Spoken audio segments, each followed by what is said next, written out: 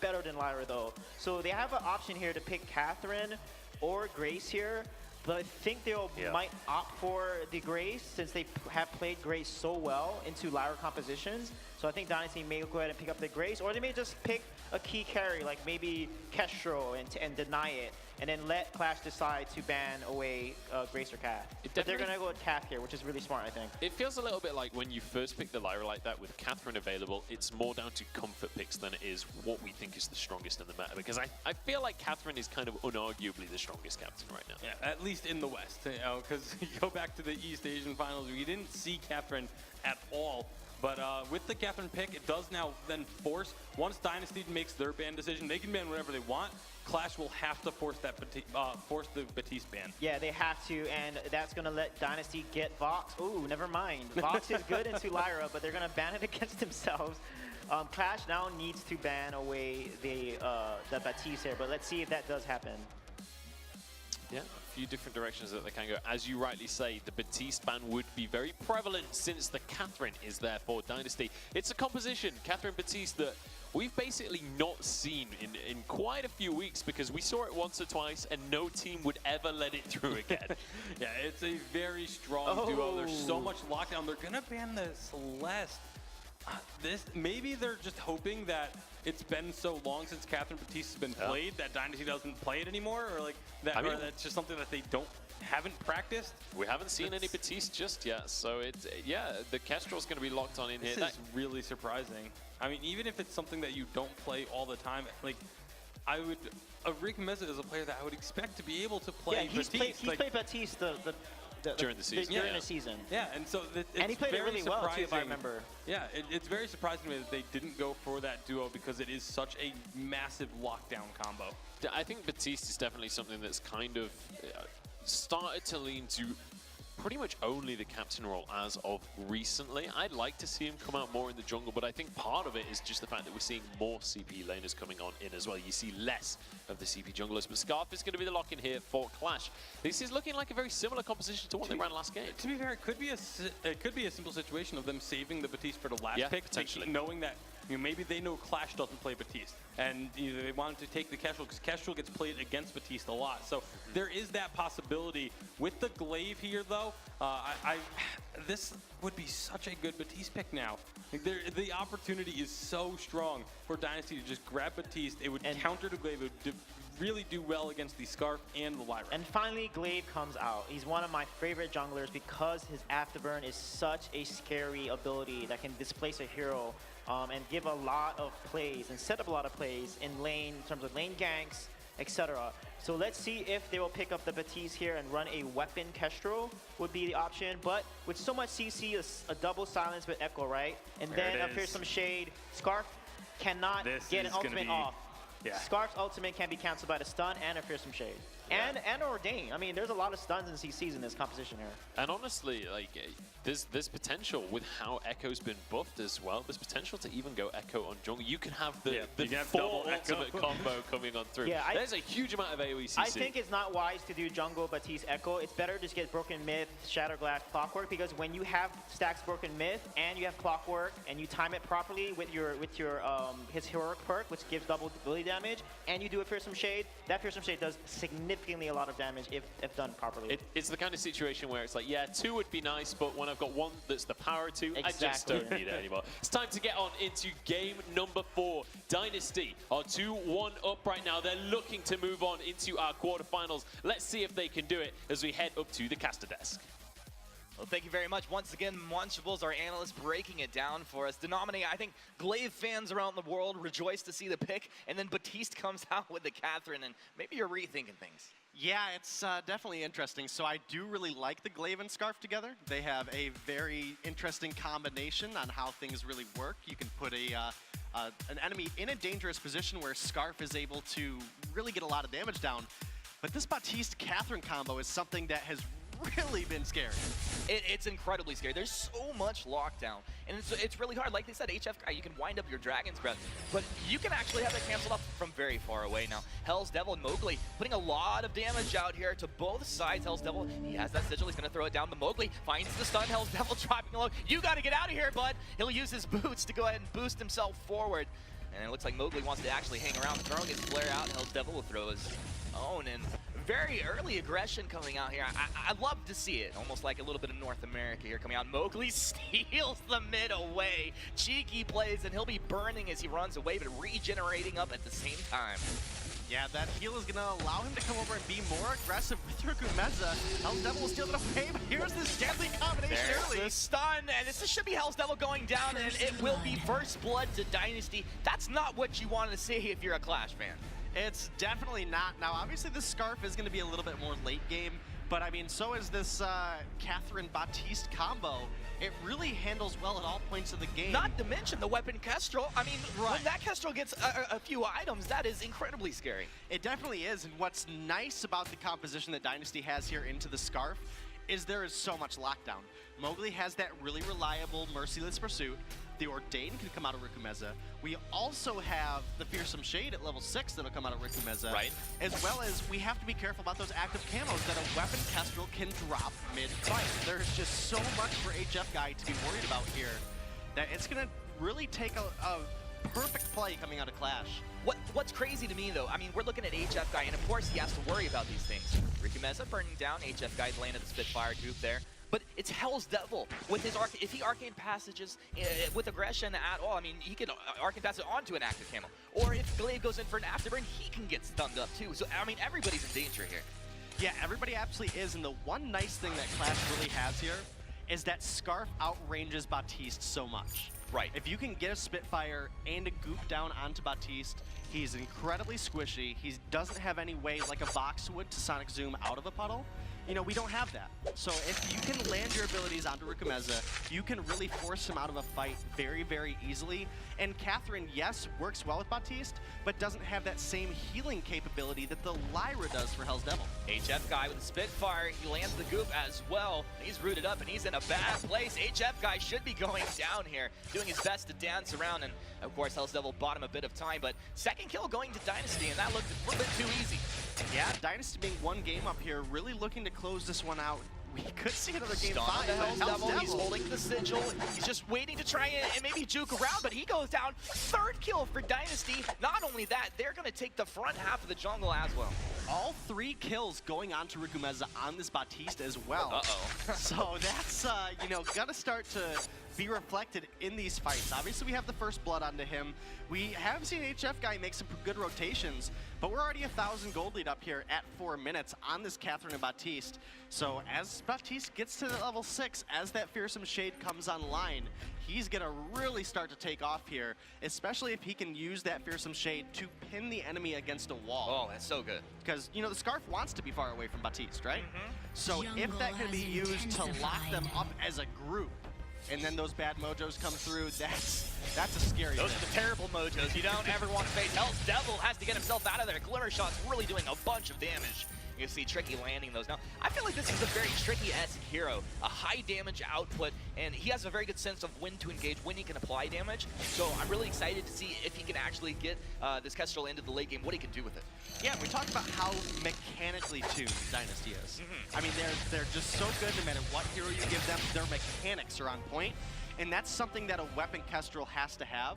So as you mentioned, this is a very tricky-esque hero, and I can't wait to see how they're able to play it. But if Merciless can make a good dive, again, if you can punt the Baptiste into a dangerous position where Hell's Devil can then, or I mean, HF Guy can then get a Spitfire and a Goop down, it could be an easy kill going over to the side of Qlash. You would rather see that than potentially blowing up the Kestrel? I want to see a very even back and forth game here. Okay. And I think the way that that Qlash is going to have to do so is capitalize on the fact that Rukumeza is the most vulnerable target. Right. Well, Rukumeza has that Shatterglass complete here. We're about 5 minutes into this one. Dynasty up 3-0. They have a net worth lead, albeit it's not a huge lead, but they're building it up, and it feels like the momentum's going their way. Qlash is going to have to make a stand at some point. I don't know if it has to happen right now, but at some point they're going to have to say, you know, you can't have our front half of the jungle anymore. Yeah, they definitely have to, and their HF Guy is with the answer right there. It does clean up that tree end. Yeah.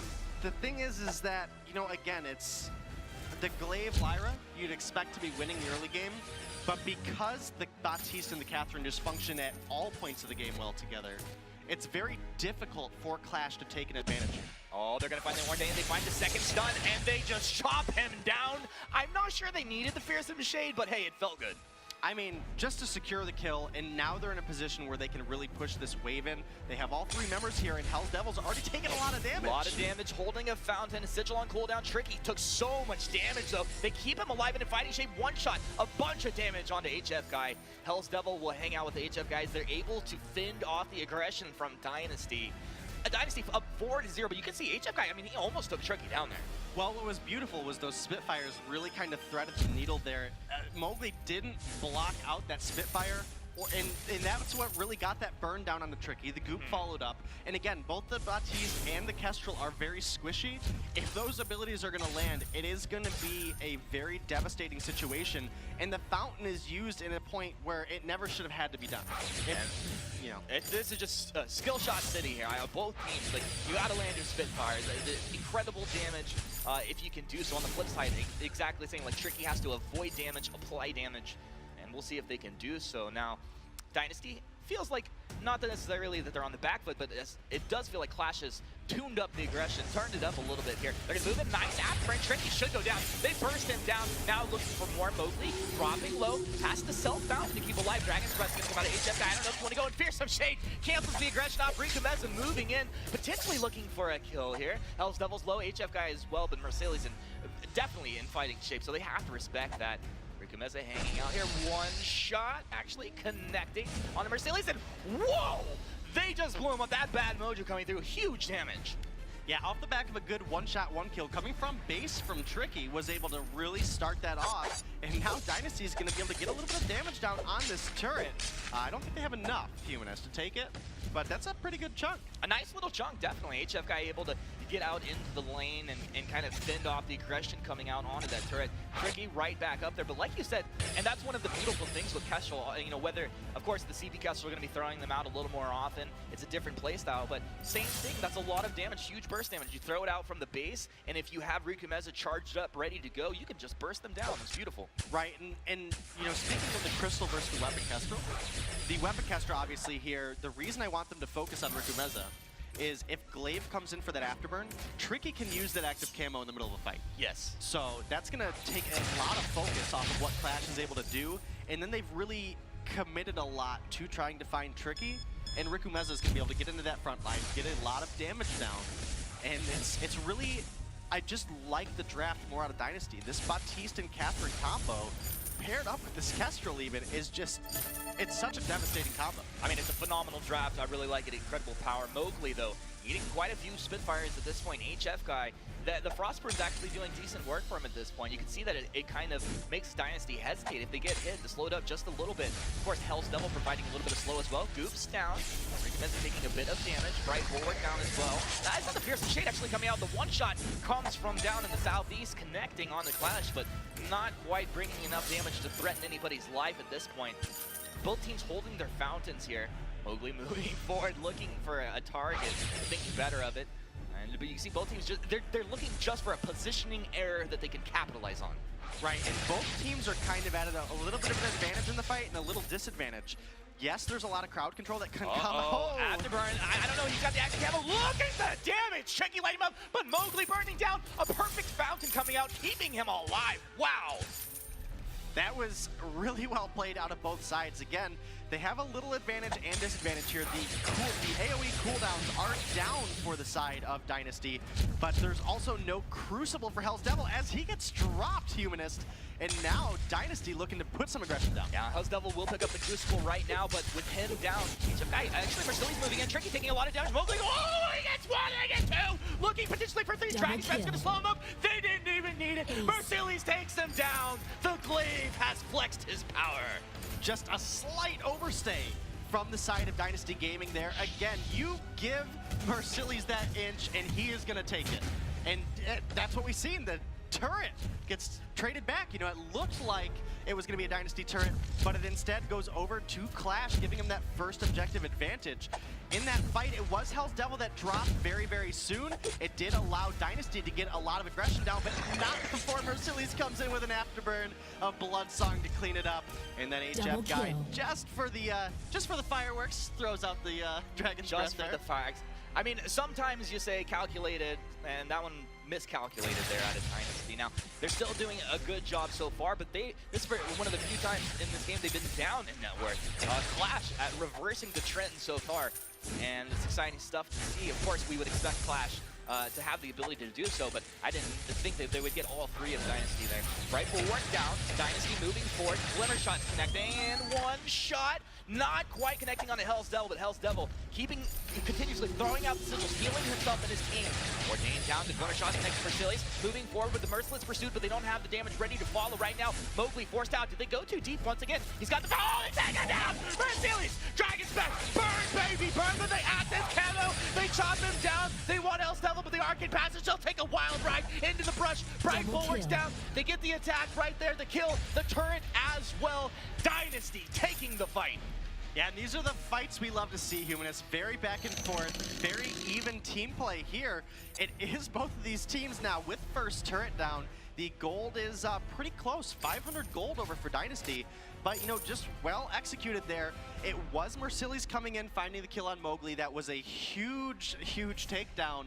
But then they stayed a little too long. HF guy went in a little too far, got locked down by the Ordained. Bad Mojo and Glimmer shots come through, clean him up. And that's really what it took then for Dynasty to just turn it around. That Scarf being down is a lot of damage. Oh, I mean, that is the scary damage right now. Actually, you know what, I have to take that back because the Glaive right now is doing incredible damage himself once he gets on target. Hell's Devil ordained up, he's going to be stunned as well. He's sitting on top of his sigils. Oh my goodness! Mowgli just blast trimmers him into the netherworld right there. Dynasty comboing it up, and they just put Hell's Devil in the dirt. They absolutely did. Rukumeza's sitting up now at 7-1 with just the Shatter Glass and the Clockwork complete here. But that's all you really need because of that heroic perk coming out of Rukumeza. The Reap, once you stack up those soul shards, you get 100% additional power on all of your abilities, but more specifically, that Bad Mojo comes through, hits you for a big 600 damage, and that is absolutely devastating on a squishy hero like Scarf. Yeah, it's hard to predict as well. I mean, a lot of times you're trying to keep up with the rhythm, get ready for when he's buffed up, but it can catch you off guard. Now, Dynasty will be able to take the mids away here. The flare is coming out of Hell's Devil. They want to keep track exactly where Mowgli is. Gonna find another. So can they take Hell's Devil down? Just like, oh, they do it again!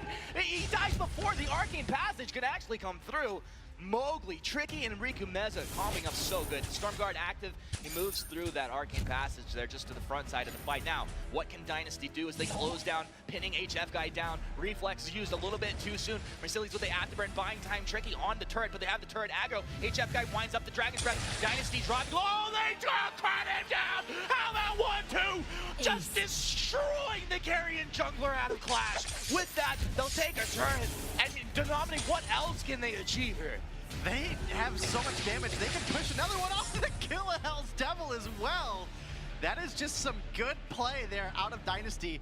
Phenomenal play. Tricky, so much damage with the Sorrow Blade, double Monocle coming through on this Kestrel. As we get into the replay, we see exactly the amount of damage this hero can put down, as well as Rukumeza. We see right here, 3 Soul Shards, gets the 4th, gets the Bad Mojo comes through to clean up Mercillies. And again, Tricky just destroyed HF guy. There's not enough there's no defense on Scarf besides this reflex block. Those Glimmer shots, 1, 2, 3, dead dragon. That is a beautiful thing right there. I mean, there are a few heroes that output as much damage as a weapon Kestrel. When you start to get 3 into the 4th item, Bonesaw complete now for Tricky. He's about to start having some fun. Yeah. Not continue, amplify the fun. Yeah, he's really had a good time so far. I do like the Bonesaw this patch. The Tension Bow did receive a little bit of a nerf. Not anything devastating. It is still usable, but the additional attack speed that the Bonesaw gives you here will refresh your Glimmer shots quicker, just because that's how Kestrel's kit works. And obviously, as we have 5 stacks of Adrenaline on Tricky, it will allow him to continuously use those abilities because it makes it cost them less energy. And this is going to be Dynasty. 2 turrets stand between them. If they're able to find a kill, they should easily be able to take down these turrets, but man, Tricky's dropping low. This is a precarious position to be in right now for Qlash. Dynasty feel like they have everything. They move in with their Arcane Passage very aggressively. Fearsome Shade feels like it's going to disengage. Has lost Hell's Devil. Mercillies dropping low, but they got Tricky. Mercillies moving out, trying to get out of harm's way. HF guy looks like he'll be able to get out as well. A little bit surprising that they couldn't actually lock him down there. And they peel back a 1-for-1 at the end of that one. Yeah, 1-for-1, not bad. I really thought they were going to get Mercilli's. They turned their attention on to HF guy, thinking, you know, he's got the better wave clear. You know, if we're trying to push these turrets, it's going to be the Scarf that's going to be easier to, you know, push us back. So if they would have found HF guy, they could have really put a heavy push on there and, you know, maybe even taken a turret off the back of just a single kill. Well, they don't have too many turrets actually remaining here. Now, the thing is, Denominate, I'm wondering, like, what is going through the mind of Qlash? Like, if you could ask this team, if you could be the captain, you tell the team, like, this is how I want to fight this out. How do they play it out? I think they look forward to never giving a Baptiste Catherine over again, first of all. but really, it's been tricky. You know, we talked about how the Baptiste and the Catherine function well together.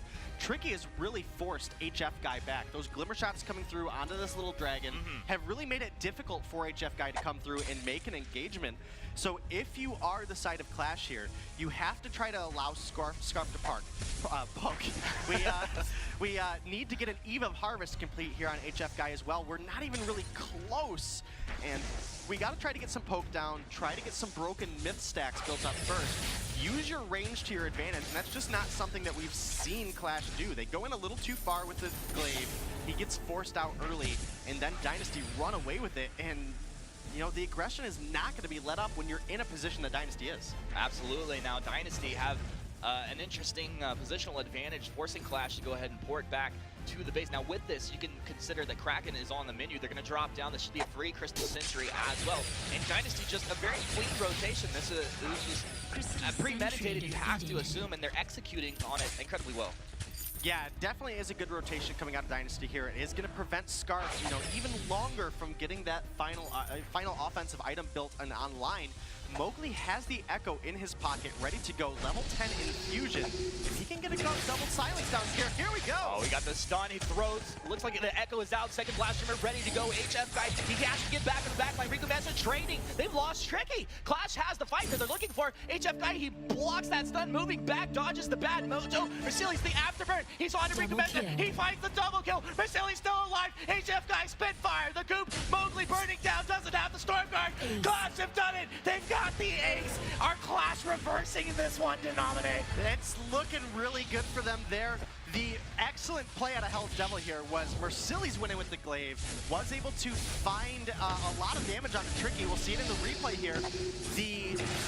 The flare coming out of Hell's Devil, allowing Mercilli's to continue to have vision on Tricky, narrowly avoiding that active camo there, is going to allow Mercilli's to clean it up. He's going to come back in. HF guy's very, very low, but Mercilli's coming in, getting this crowd control down, is going to allow HF guy to come in, and then Scarf. Mowgli already used that stun.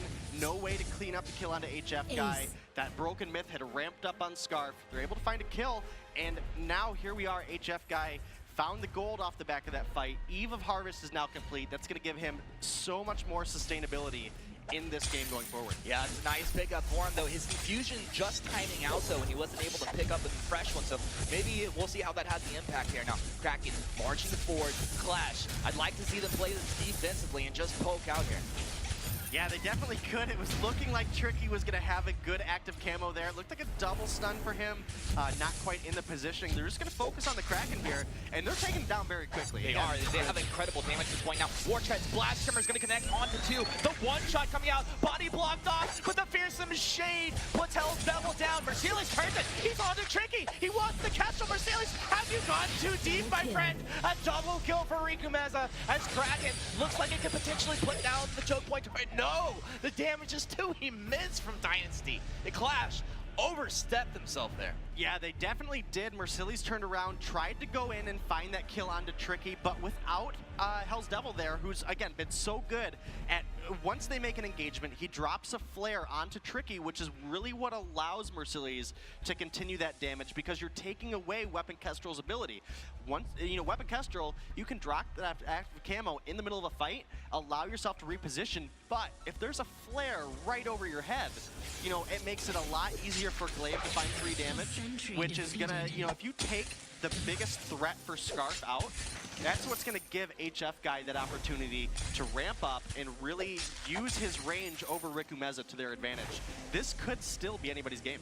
Oh, this is definitely anybody's game here. And You know, Denominate, I'm looking at the kill scores across the board, and Rico Meza, I'm very impressed here with this Batiste. Our analysts talked about he has the ability to play it. They didn't know if they'd pull it out here. Obviously, it's a nice draft for them, but sitting there 12-2, 20 minutes in, this is having a phenomenal game. They needed to. Now, Hell's Devil stunned up once again. Huge damage. Bad Mojo's Arcane Passage disconnecting the fight. Marceli's moving in, though, and he's right in and back out as the team makes the call to disengage. Mowgli moving forward, using those war treads. It doesn't look like Dynasty is going to find the engage that they're looking for. Yeah, and I'm actually surprised that Dynasty didn't go for that off the back of, you know, the Crystal Sentry's down, and that Bright Bulwark was burned out for nothing. Yeah, it really was. And it really was a huge opportunity for them to engage. Boots are available, but here we go. Tricky trying to find the positioning. This is Mercilius on the front side of this fight. HF guy, you're in. The HF guy's in so deep. The Fearsome Shade catches too. They're able to take Hell's Devil down. Now Mercilius as well. 591 damage on the Bad Mojo. Almost connecting on that one shot there. Dynasty, oh, they got the stun. All Qlash fans are just terrified and sad, disappointed at this point. Dynasty fans, raise the roof. These guys played phenomenally here. This is just such a beautiful thing to watch. Yeah, it is, and the amount of damage that Tricky has on this Kestrel, they should easily be able to close out the game here. You know, Qlash is down for 10 seconds. This is going to be game going over to Dynasty. Qlash put up a really good performance, though, and both of these teams coming in with a sub. I was actually really impressed with HF guy here. I'm really impressed with